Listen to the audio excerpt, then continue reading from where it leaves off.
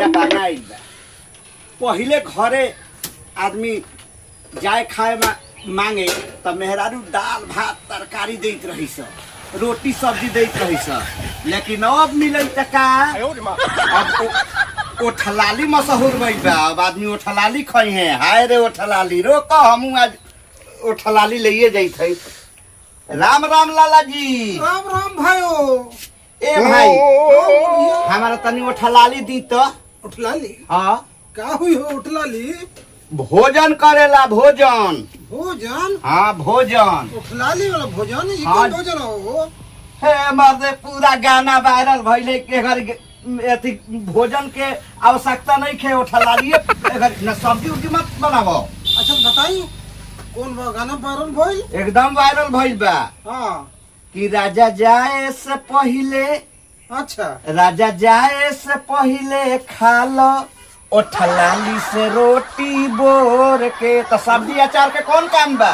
कौन काम बा? सही बात करो भाई। हाँ तो आज हम जात रही नु। हाँ कहाँ?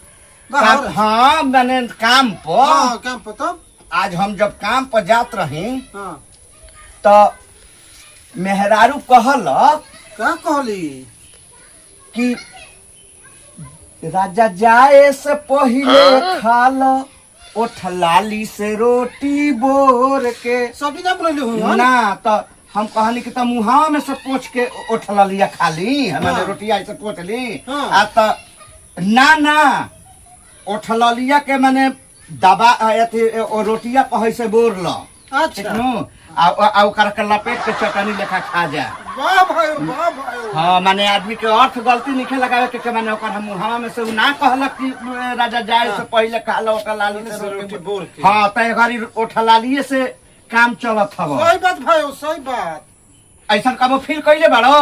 फिर तो हम नहीं कहले कि सुनल रही हम हूँ। हैं सुनो रहनु। हाँ भाइयों। तो जल्दी दो हमरा के 2-3 गो ओठलाली तो कम से कम। हमारो विचार करते भाई नु हाँ बोलो। कि किराना दुकान बंद करके हाँ ओठलालिए के दुकान खोल दो। दुकान खोल दी भाइयों। हाँ अब जाना तारो हमारे टोला में क्या हाला भइल हव। रोज शाम के हाला सुनाला हाँ। जानलो। उ एगो गाना आइल हव बताओ। ई त खइब त 4 रोटी तनी टाठे खा लेबो। और 2 की जगह 4 खाली। हाँ लेकिन अब मान ला कि पहले ही ओठलाली से रोटी बोर के खा गइल हाँ त माने 2 रोटी के जगह पर 8 रोटी खा गइल। हाँ भाई। आए तब अब ओठलाली सहत नहीं खे। नहीं के सदा। हाँ तब का कहतरी स हाँ कि तोहरे खातिर मरल अच्छा। लालू ठीक है। ओठलाली समझ गया। साधाई राजा जी मैं ज्यादा बा। अब तो पहले बोर के खैले बाड़ो। हाँ। अब तो पेट चढ़ गई बा। हाँ। 4 रोटी के जगह 8 रोटी धांस ले बाड़ो। हाँ। अब कहता सके साधाई राजा जी गलिया पचुमा लेके जाई राजा वाह भाई जी। वाह भाई वाह। तो ऊ काहे लगी चुमा?